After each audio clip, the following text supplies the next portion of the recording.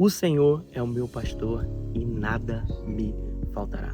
Você sabe o significado desta palavra e o que isso pode significar e qual é a grandeza que isso pode ser para a sua vida?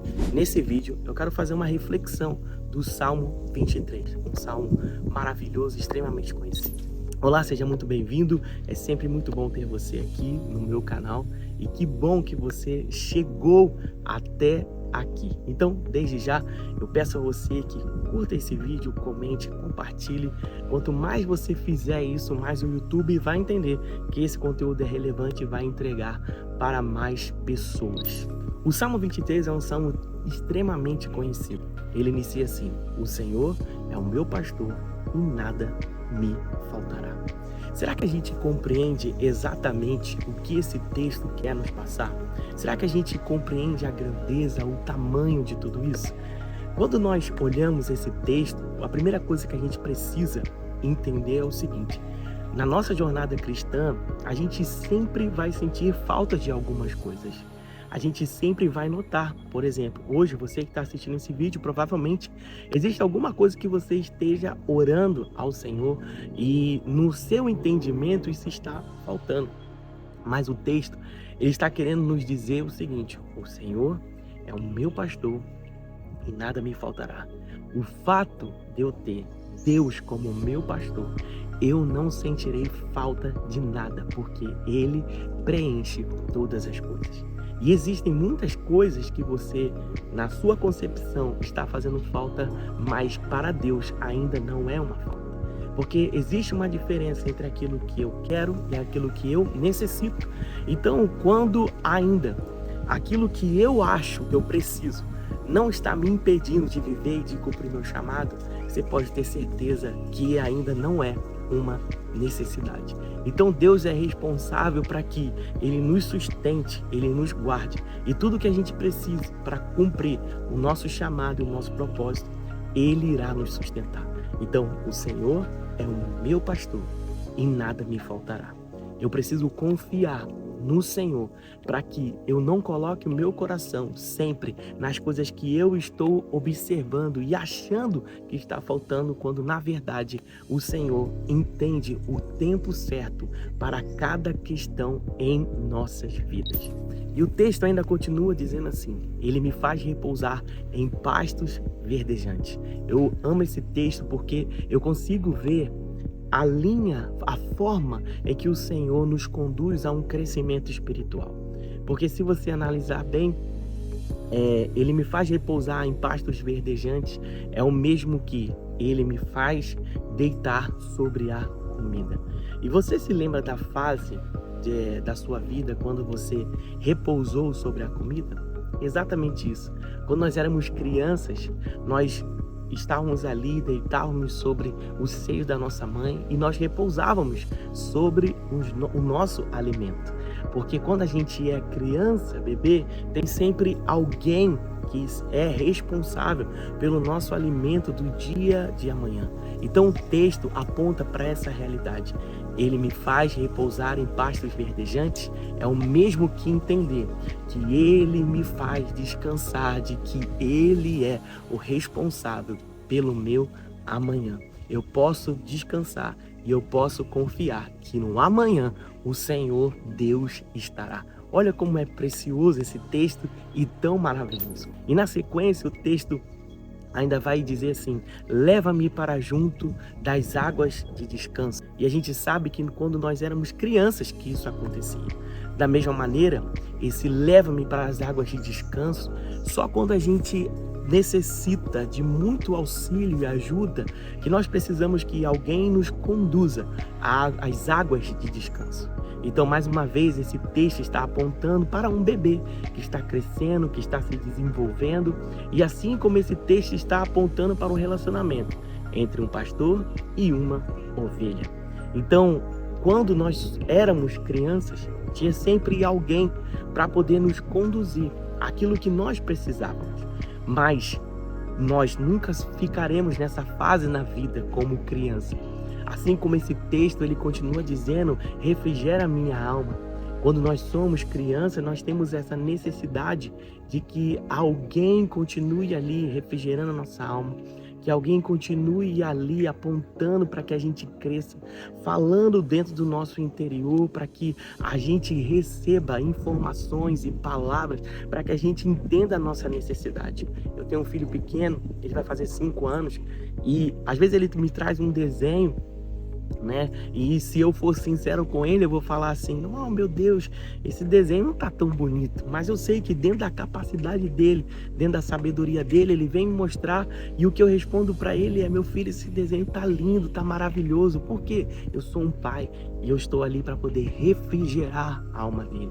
Mas vai chegar um tempo em que ele vai ter 18 anos, e se ele me apresentar um desenho como agora, com 5 anos, eu não vou ter a mesma resposta para ele, porque ele é um adulto.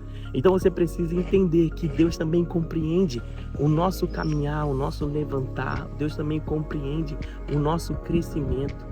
Então, nós vemos nesse texto que há Deus nos guiando a um crescimento espiritual. E na sequência, o texto vai dizer que ainda que eu ande pelo vale da sombra da morte, eu não temerei mal algum, porque tu estás comigo. A tua vara e o teu bordão me consolam. A gente já está vendo um crescimento sendo apontado. A gente já está vendo que agora aquele que estava debaixo dos cuidados já começa a se iniciar a andar sobre os perigos da vida. Uma ovelha, quando começa a sair do seu pasto, do seu ambiente ali natural, ela passa a ter agora contato com os seus predadores naturais. Mas ela, mesmo saindo, mesmo estando agora longe, né, do seu pastor, ela tem uma palavra. Ela tem a palavra que a protege. Mas o que me impacta nesse texto do Salmo 23 é quando ele se encaminha para o final. Porque na sequência o texto vai dizer assim: prepara-me uma mesa na presença dos meus adversários. Unge minha cabeça com óleo e o meu cálice se transborda. E essa parte do texto me impacta muito, porque nós percebemos, olha o que acaba acontecendo. Pare para pensar, o texto mudou, porque antes a ovelha ela estava do seu habitat natural, estava do lado de fora da casa, mas agora o texto muda. O texto está dizendo agora: prepara-me uma mesa na presença dos meus adversários. Perceba então que essa ovelha já não está mais do lado de fora, ela está agora dentro da casa. Quando ela entra para dentro da casa, alguma coisa precisa acontecer com ela, porque a ovelha não vive dentro da casa viva, porque não é o habitat dela natural, mas ela precisa mudar o estado dela. E ela, para ela poder estar numa mesa, ela precisa estar numa condição. Você e eu sabemos que um animal como esse só pode habitar dentro de uma casa se entrar dentro dessa casa morto. Então perceba que esse texto está dizendo que essa ovelha, ela não ganha uma cadeira, mas ela tem uma mesa. E ela tem uma mesa preparada naquele lugar. E ela entra morta, porque uma ovelha não fica viva dentro da casa. Então, o que o Senhor está querendo nos dizer quando nós estávamos no mundo, longe, afastado da casa? Mas agora nós entramos na casa do Senhor.